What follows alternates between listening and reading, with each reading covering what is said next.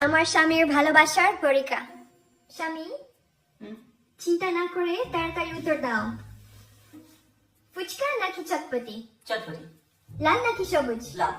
রিক্সা নাকি baby taxi? রিক্সা। আমি নাকি ক্রিকেট? ক্রিকেট। কি? কি?